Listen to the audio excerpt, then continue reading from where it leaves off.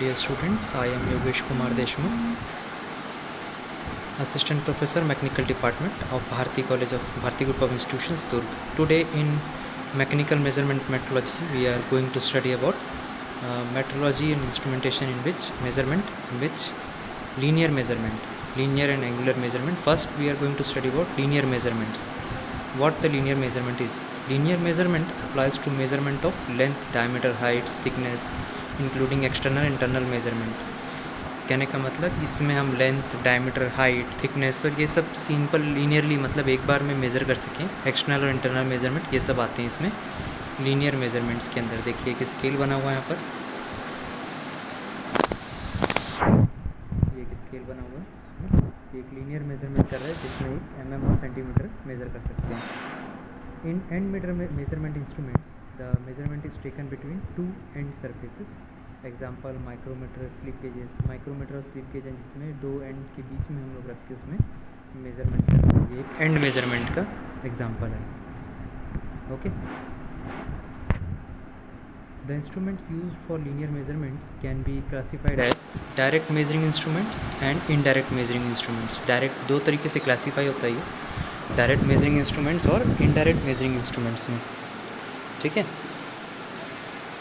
तो पहले आते हैं डायरेक्ट मेजरिंग इंस्ट्रूमेंट्स में. They are of two types, graduated and non graduated. The graduated instruments includes rules, vernier calipers, vernier height gauge, vernier depth gauge, micrometers, dial indicators etcetera.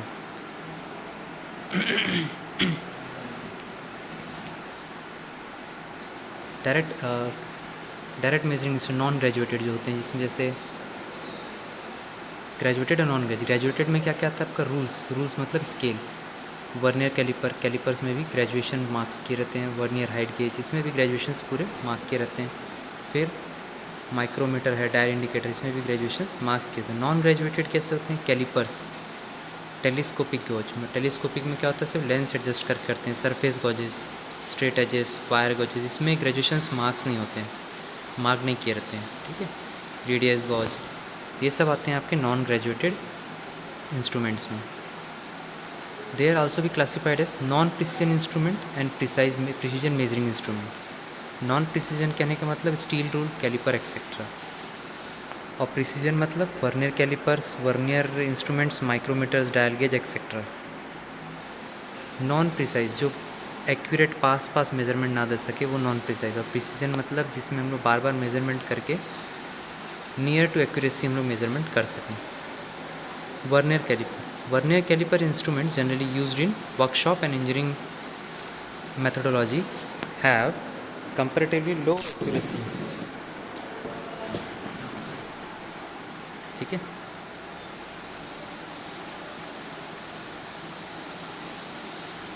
इसमें vernier caliper generally used in workshop and engineering methodology having comparatively low accuracy. ये हमारा engineering workshops में use करते हैं metrology measurement के लिए. इसकी लो accuracy ज़्यादा नहीं होती है, कम होती है. According to Indian standard there are 3 types of vernier calipers, A, B and C types. Okay. In A type vernier has jaws on both sides of external internal measurement such as and a blade for depth measurement. ये A type है. B type में it's provided with jaw on one side of the external and internal measurement. एक ही side में दोनों jaws दिए रहते हैं. और C टाइप में it has jaws on both side for making and measurement and for marking operations. दोनों तरफ होते हैं इसमें भी. Okay. Errors in calipers. Errors कैसे आते हैं? The degree of accuracy obtained in measurement greatly depends upon the condition of the jaws of the caliper. जो जॉज हैं उसके बीच में अगर गैप रहते हैं तो उसमें एरर है. अगर वो जॉज जुड़ जाते हैं तो उसमें कोई एरर नहीं होता है. ठीक है. देखिए वो आउटसाइड का है, दोनों में आउटसाइड मेजरमेंट कर रहे हैं. Utmost care must be needed before proceeding for the measurement. ठीक है. फिर आते हैं आपका माइक्रोमीटर और screw gauge. There are 2 types in it, outside micrometer, inside micrometer. To measure external dimensions outside micrometer is used. To measure internal diameter inside micrometers are used. Outside micrometer, it consists of two scales, main scale and thimble scale. Main scale कौन सा हुआ इसमें? ये इसका main scale, और टिम्बल scale मतलब ये rotate हो रहा है ये वाला, ठीक है. ये इसका टिम्बल है और ये इसका main scale. This count of the micrometer is 0.01 mm. This count मतलब ये इतना मिनिमम वैल्यू है, इससे कम वो मेजरमेंट नहीं कर पाएगा. ये देखिए 2-3 टाइप के माइक्रोमीटर है. आउटसाइड माइक्रोमीटर, ये inside micrometer, depth micrometer.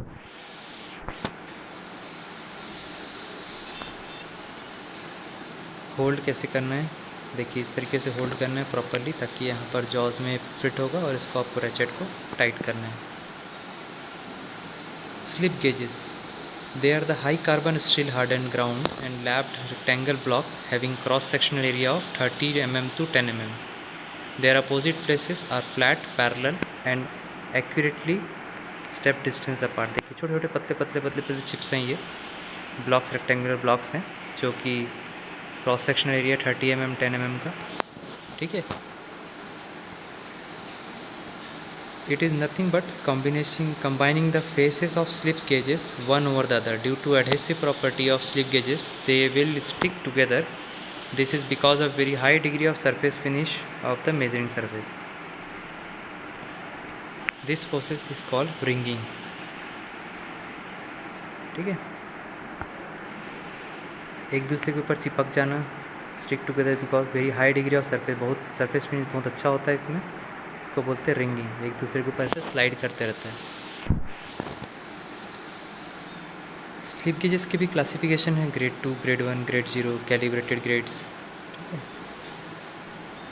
Limited gauges. The limited gauges is not a measuring gauge, just as a inspection gauge. Measuring के लिए नहीं, इंस्पेक्शन के लिए काम आता है. The limited gauge are used in inspection. This gives the information about the product which may be either within the prescribed limit or not. By using limit gauges reports, the control charts of P and C charts are drawn to control invariations of the products. This procedure is mostly performed by the quality control department of every industries. Limited gauges are mainly used for checking for cylindrical holes of identical component. Limit gauge का काम क्या करते हैं? वो सिर्फ cylindrical holes में check कर रहे हैं, होल्स को चेक करने का काम आता है और मास प्रोडक्शन के लिए, ठीक है. Components are manufactured as per the specified tolerance limit, upper limit and lower limit. The dimension of each component should be within their upper and lower limit. In this dimensions are outside this limit. इसमें dimension जो होते हैं वो outside limit के या बाहर निकल जाता है. Components will be rejected. अगर डायमेंशंस लिमिट्स के बाहर निकले तो कंपोनेंट को रिजेक्ट कर देना है. It is just enough whether the size of the component is within the prescribed limit और not. Types of limit gauges: plug gauge, ring gauge, snap gauge. Double ended plug gauge, progressive plug gauges, ठीक है. ये plug gauges हैं इस तरीके से, go no go.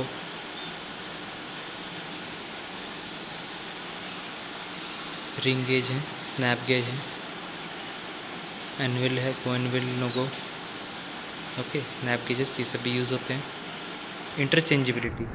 Interchangeability occurs when one part is in assembly can be suitable for a similar part which has been made to the same drawing. Interchangeability is possible only when certain standards are strictly followed. Interchangeability की ज़रूरत कब होती है? जब assembly के समय हम लोग एक दूसरे को चेंज कर सकें. कब? जब उसमें पॉसिबिलिटी हो कि उसमें जो रेस्ट्रिक्शंस हैं वो दोनों में सेम हो, तभी हम लोग इंटरचेंजेबिलिटी कर सकते हैं उसमें. Universal interchangeability. It means the part of the assembly are from two different manufacturing process. Local interchangeability. It means all the parts to be assembled are made in the same manufacturing limit.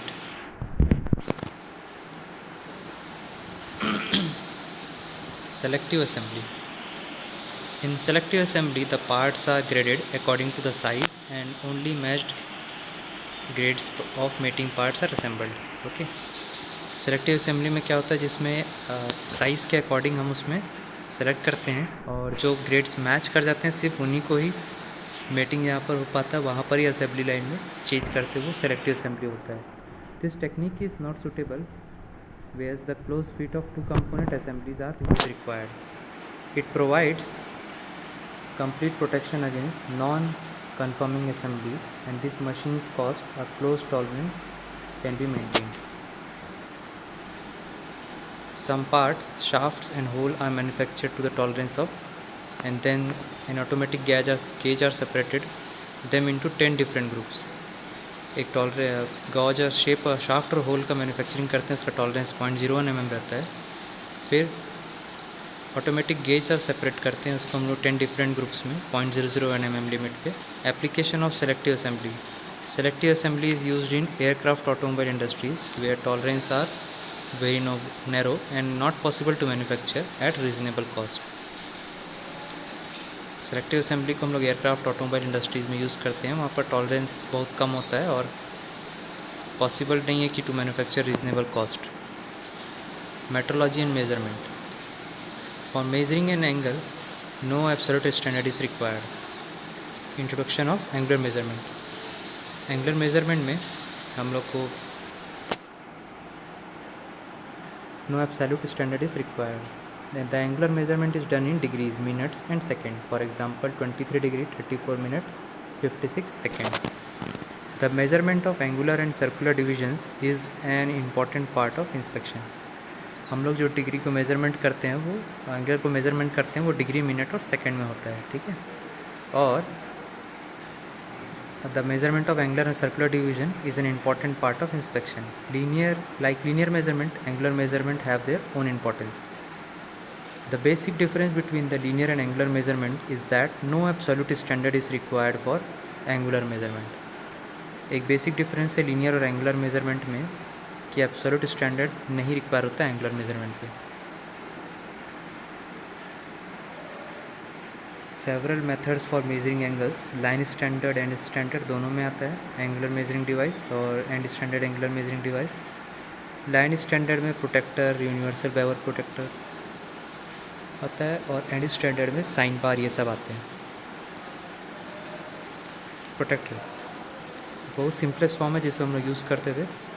इससे हम लोग two angles between two faces हम लोग measure कर सकते हैं. It consist of 2 arms and on engraved circle scale, ठीक है.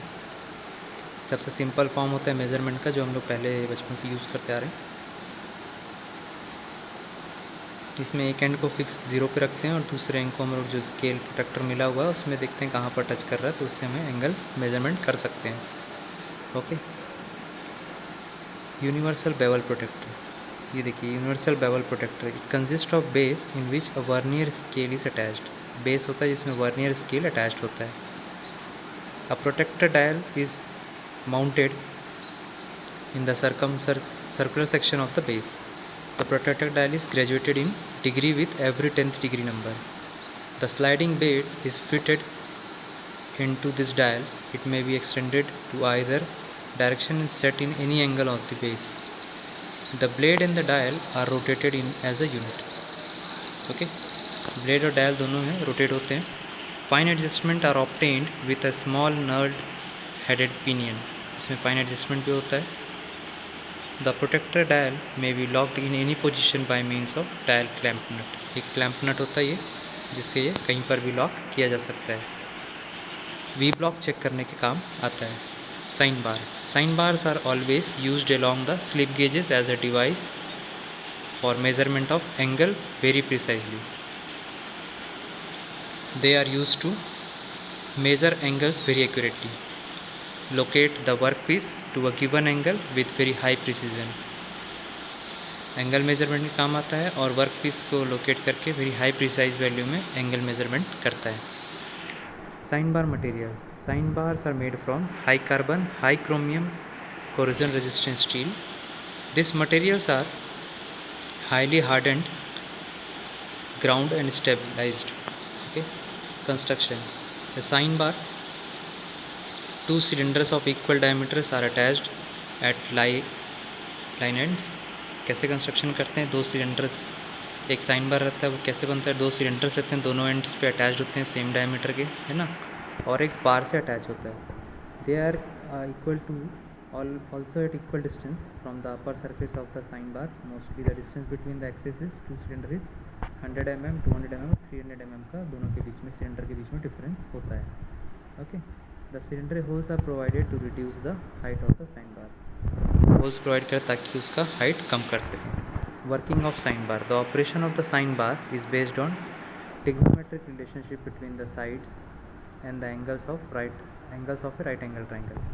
To measure the angle of a given specimen, one roller of the sine bar is placed on the surface plate and another one roller is placed over the surface of a slip gauge. Okay, इस तरीके से हम लोग measure करते हैं. यहाँ पर देखिए ये एंगल मेज़र करना है हम लोग को, तो उसके लिए एक सिलेंडर यहाँ रखा हुआ है और एक सिलेंडर यहाँ पर पार्क किया हुआ है. ये साइन बार इसके ऊपर रखा हुआ है. ठीक है. ये लेंथ दिया हुआ है 127, तो साइन अल्फा से हम लोग निकाल लेंगे ये height upon length. Then the sine bar is set at angle of 0 and clamped on another plate.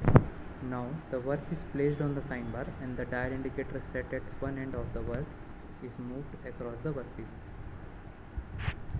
Slip gauges are adjusted so that the dial indicator reads 0 throughout the work surface.